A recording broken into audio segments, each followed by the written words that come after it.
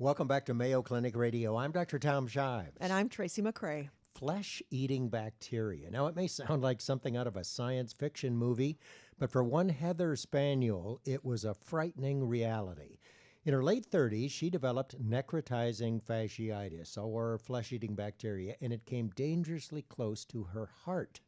After multiple surgeries to remove the dead tissue, which included some muscle, Heather spent weeks in a hyperbaric chamber to heal her wounds. She recovered, but she was left with significant pain and limited range of motion. Physical therapy proved difficult and painful, but finally she found relief through acupuncture. Here to share the story from the Department of Integrative Medicine is licensed acupuncturist Sarah Bublitz and her patient, Heather Spaniel. Welcome both of you to the program. Hello. Thank you. Thank you for having us. Oh, Heather, we're so glad you're here and able to be here. Me too. You do not look like the typical patient that I have seen with necrotizing fasciitis. Well, how about people like me who don't even... What does that mean, Heather? What happened? So basically, long story short, I had a little nick on my knuckle that strep went into my bloodstream and basically went straight to my neck and the section of my quarter here that just kind of went a little... And when you say quarter, you're talking about the upper right side of your chest. And this came from a small nick on your knuckle? Yeah. Mm-hmm. And somehow the bacteria, was it strep A? That's the typical one that causes necrotizing fasciitis. Yeah. There are a lot of bacteria that can cause it, but that's the typical one. Got in your bloodstream and ended up on your chest, shoulder region?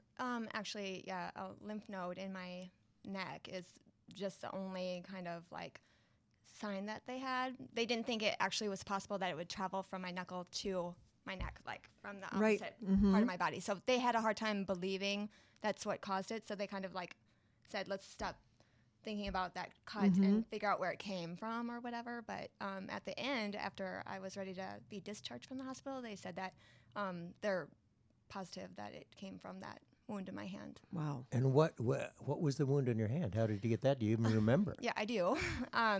Just because I was playing tag with my children and the neighbor kids, and I just looked down at my hand, and it was just like this tiny little abrasion, no blood, but just the pink tissue. And the next morning, it was swollen. It was really infected. So I just was really careful, and I thought maybe a spider bite, and so we just didn't know what it was, but... Now, most people who get necrotizing fasciitis, and you don't need to tell us anything that you don't want to tell us, but most people have a compromised immune system for one reason or another. They have kidney disease or they have diabetes. You have nothing else wrong. No, very healthy, which was shocking. That's why they didn't believe I had it. So. Well, I can understand that. And then now I see an incision on your neck, just barely. Can I see that? Is that the lymph node that was infected? No, the lymph node was back here, which is...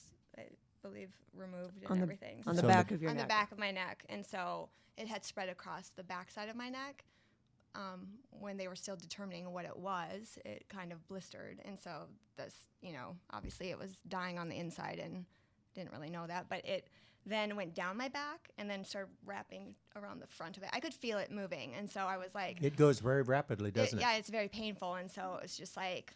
I had told Dr. Price that I could feel it moving into my chest. And so then he sent me down for an MRI to determine that it was actually spreading quite fast. So. And what happens here is that the bacteria release toxins that actually kill the tissue.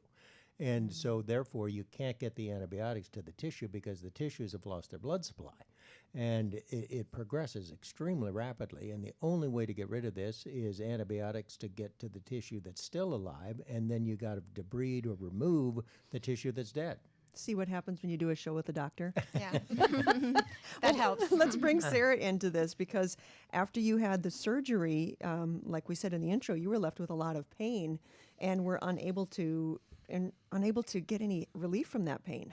Well, let me ask her first, though. What did they have to remove? How did they finally get this thing under control, and what did you lose?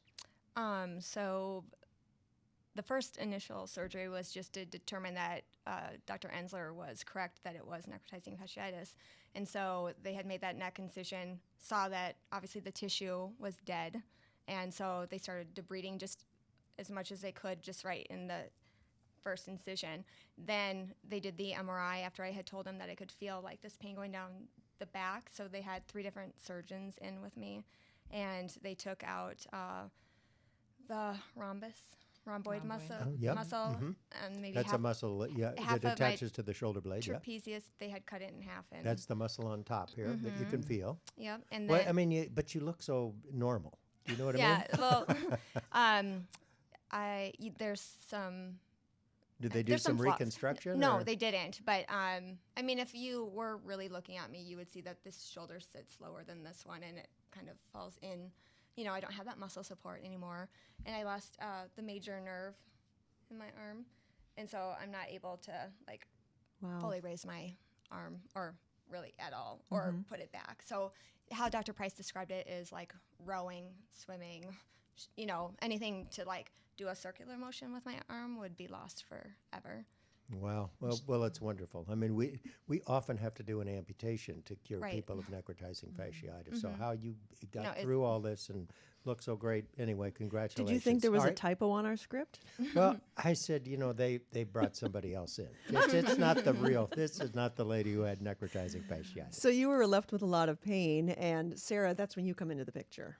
Yeah, so when Heather came into my office a year and a half ago and we met, it was a very emotional, powerful day for both of us, just meeting her and hearing her story and thinking, me thinking critically, what can I do to help her feel better?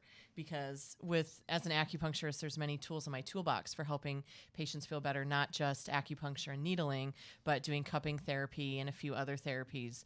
And with the type of pain that Heather has, she feels a heaviness and restricted range of motion in that right shoulder. And I knew that I wanted to help her relieve that heaviness. And in such a large area of space, it being the right side, the upper right side of her back, I didn't want to do needling. I wanted to do cupping therapy on the area to help relieve some of that pressure, since it feels like a deep aching sensation. When I first met Heather, she was very guarded with her right arm. She didn't use it very often. And after the first few sessions, she was able to have better range of motion, less pain.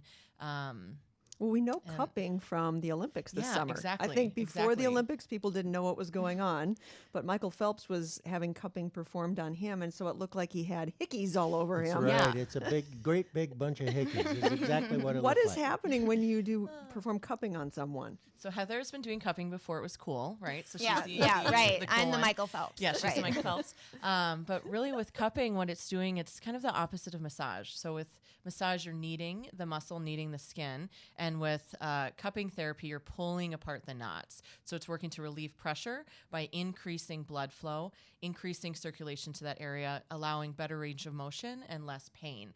So it's allowing that fascia to breathe. So when I see... Fascia is the covering over the muscle, Yes. between the fatty layer and the muscle. Exactly. Thank Okay. you. And since Heather's anatomy is now more unique with the removal of her muscles, I wanted to make sure to really, work on the whole area of the back with mindfulness, because since her anatomy is now kind of skin, bone, organ system, there's no muscle in between. I wanted to make sure that she was safe with regards to our treatment therapy. And how has, with both acupuncture and cupping, Heather, it's been beneficial for you? It's been helpful, obviously. You Yeah. agreed to come with her today. Yeah, it's been really amazing. That first, the first few months, I was actually swimming in Lake Okoboji with my kids, I think by August. And I needed to have another surgery, and Dr. Price wanted to wait 1 full year just so I could enjoy the summer with my children before I had the second surgery. And so basically I was able to swim without a life jacket, like a one-arm swimmer. That's really, it was really hard, and really, it just really kind of made me feel real bad and limited. That's when I really felt like the effects of it, is like not being able to enjoy being a mom with your kids. And so that really changed my life a lot. And so, yeah.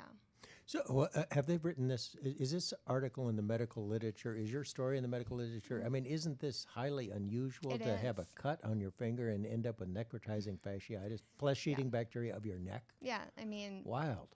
there's so many doctors that came into my room and said, that they weren't going to do that surgery to open me up to verify that that's what it was, infectious Didn't disease. believe it. They didn't believe it. And just even for the sake of sharing the story with other doctors to say, this is what happened. And it's a learning experience for everyone. I don't have bad feelings that people, it took so many people to finally believe Dr. Ensler, you know what I mean? And so and then it turned out to be a ENT doctor of all people to take on me.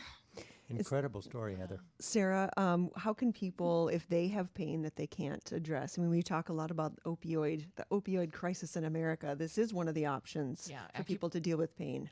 How do we get in to see you? That's Good question. So there's a few different ways to get acupuncture here at Mayo. So acupuncture's been at Mayo for over 10 years, and we're in the outpatient clinic, inpatient, and at Rejuvenate Spa.